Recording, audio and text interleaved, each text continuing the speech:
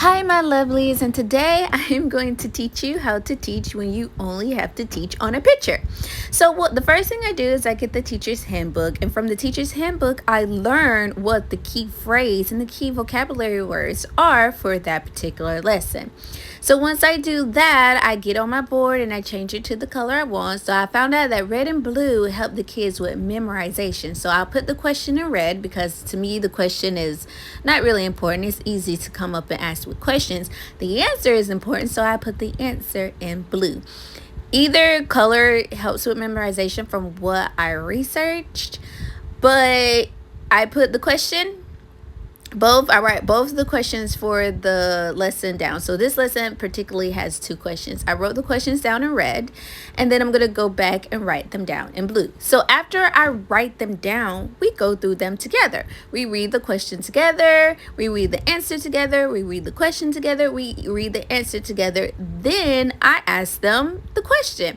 One by one, I'll say, "Oh, what color is the circle?" And then, of course, you hold up any circles you have. You draw a circle on the board. Wherever you find circles, you write it down. So then, like me, I'm just going to draw it because it's easiest. I don't have pictures, and it's just easiest to just draw the triangles. So I underline the triangles here to let them know that this word can change to circles, triangles, squares, whatever. It could change. The same with this, to let them know dot dot dot means that the answer can be whatever. And my students know this because I've been their teacher for how long. So right here, I'm going through it with each of them. I'm like, what color is this circle? And then the kid reads, it is, and then they tell me what color, blue. If your kids don't know their colors, you can go through the colors with them, but my students already know colors. They know all the colors. I don't need to go through the colors with them, so I do not. So here I ask the same kid, how many triangles do you see? And they say, I see 4 triangles. Once again, you go through the numbers with your students, but my kids already know their numbers, so I didn't have to go through it with them. So then the next student, I change it from circle to triangle. What color is the triangle? They read, it is yellow. Okay, same student, how many? And I change it from triangles to something else. It is, do you see? I see, blah, blah, blah, circles, triangles. And then I go on to the next student. What color is the square? It is red. A lot of my students literally do not pay attention, and they just sit there looking like boo-boo the foo.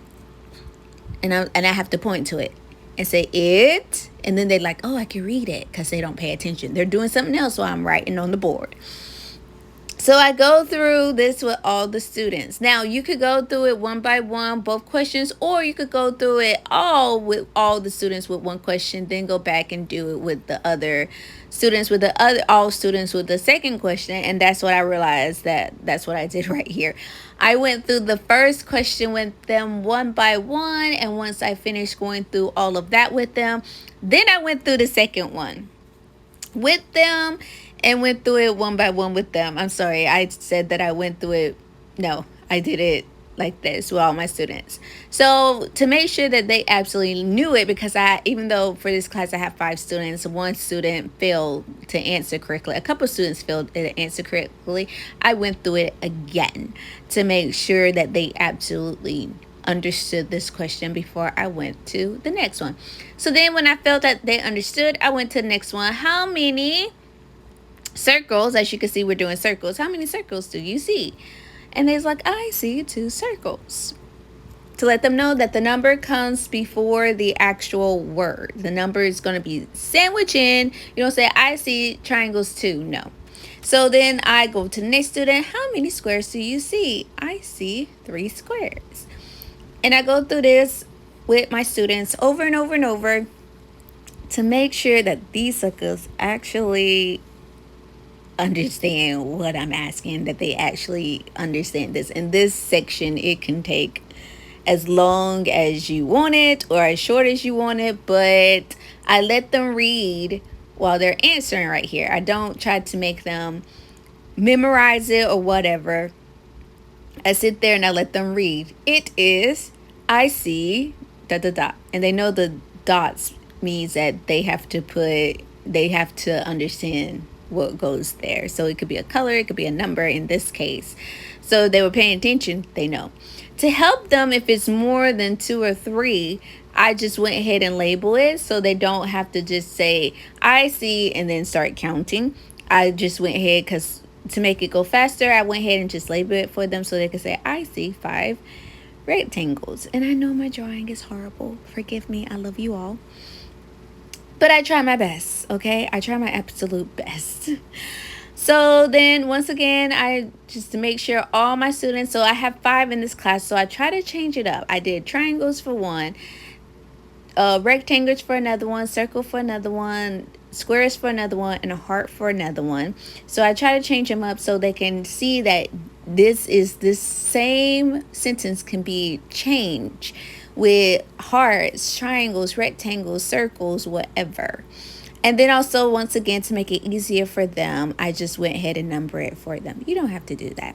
And then with the star was the last one, I just used I see 1 star, just to help them with the s sound too. Also make sure that they say triangles, circles, rectangles. If they don't, they have to say it again, because I let them know, hey, you got to say that S sound. Okay, so once I feel that they understand that, we go on to the page. They don't have any of the words here. And I will pick a student, and then I will outline something like the circle. And I say, okay, how many circles do you see?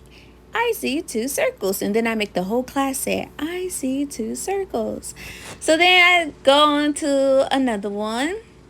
After they say, I see 2 circles, once again, I label the circles just to make it easier for them. We go on to the hearts. I label the hearts to make it easy for them. And I say, hey, Pediatricia, how many hearts do you see? I see 4 hearts. Okay, what color are the hearts? They are it. What color is the heart? It is blue. What color is the square? It is blue. How many squares do you see? I see 4 squares. We go through this into every single last shape on this one page is full of numbers, and we've done all of the shapes. So we go through all of the shapes. I do this because I want to make sure that they absolutely, positively understand what we're doing. So a lot of kids that this is easy for, because you have different levels in your class. This is easy for them, and a lot of kids it's not easy. It's difficult. It's hard for them. But I try to make sure to give everybody an even number of practices. So if one kid who struggles with it does it 2 times, the kid who is the easiest for them does it 2 times. I make sure we have an even number of practices. I was taught that we make sure everybody has an even number of practices. It just keeps them from complaining to their parents about something. And I hope this helps you. Bye bye.